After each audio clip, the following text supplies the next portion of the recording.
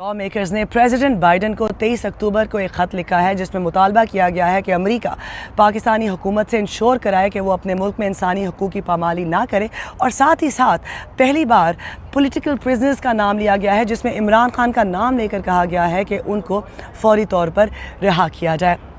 इस ख़त में पाकिस्तान में फरवरी में होने वाले आम इंतखाबात पर लगने वाले बेज़ाब्तियों के इल्ज़ामात और इलेक्टोरल फ्रॉड की बात की गई है कि उनकी इन्वेस्टिगेशन के नताइज जो हैं वो सामने नहीं आए। अमेरिका की हुकूमत ने ऐसा क्या किया है कि वो पाकिस्तानी हुकूमत को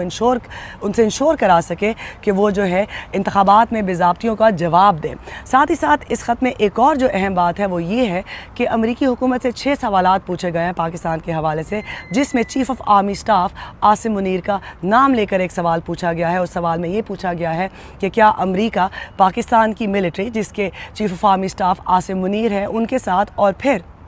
इंटेलिजेंस ऑफिसर्स के साथ अपने ताल्लुकात मेंटेन रखती है, और अगर रखती है तो फिर इंसानी हकूक़ की तंजीमों के जो क्रेडिबल एक्यूजेशन हैं कि इन इदारों की जानिब से जो इंसानी हकूक़ की वायलेशंस हो रही हैं,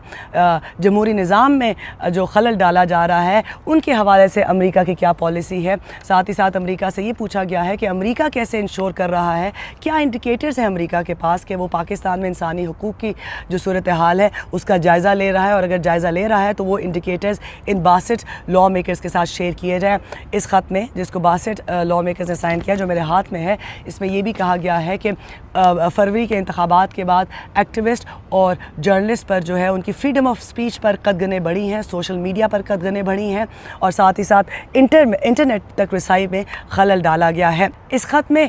एमनेस्टी इंटरनेशनल और human rights commission of Pakistan के जो कंसर्न्स हैं उनको कहा गया है कि ये लॉ मेकर्स ये कंसर्न शेयर करते हैं इन इदारों के साथ, जिसमें कहा गया है कि इल्ज़ाम लगाया गया है कि इलेक्शन कमीशन ऑफ पाकिस्तान और जुडिशरी जो है वो बज़ाहिर इंडिपेंडेंट नज़र नहीं आते। ये भी इल्ज़ाम लगाया गया है कि उन पर मिलिट्री का दबाव है, और अप्रैल में उन 6 जजेस का हवाला भी दिया गया है जिन्होंने ये इल्ज़ाम लगाया कि ISI ने उनको इंटिमिडेट किया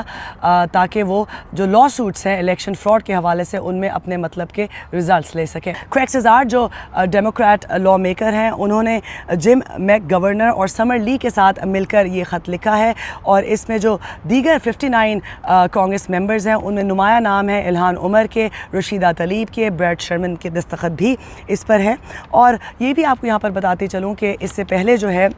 फरवरी में भी इस तरह का एक ख़त लिखा गया था। क्रेग सेज़ार ने ही उसकी सरबराही भी की थी उस मूवमेंट की, और उसमें भी इंतखाबात में बेज़ाब्तियों के हवाले से इन्वेस्टिगेशन की बात हुई थी, और साथ ही साथ अमेरिका से ये मुतालबा किया गया था कि वो पाकिस्तान में डेमोक्रेटिक इंस्टीट्यूशंस को मजबूत करने के अमल को यकीनी बनाए। सेक्रेटरी ऑफ स्टेट ब्लिंकन को लिखा गया था, और फिर जुलाई में एक रेजोल्यूशन भी पास कराई गई थी जिसमें यही मुतालबा किया गया था अमेरिकी हुकूमत से कि वो पाकिस्तान में डेमोक्रेसी के फ़रोग़ को यकीनी बनाए।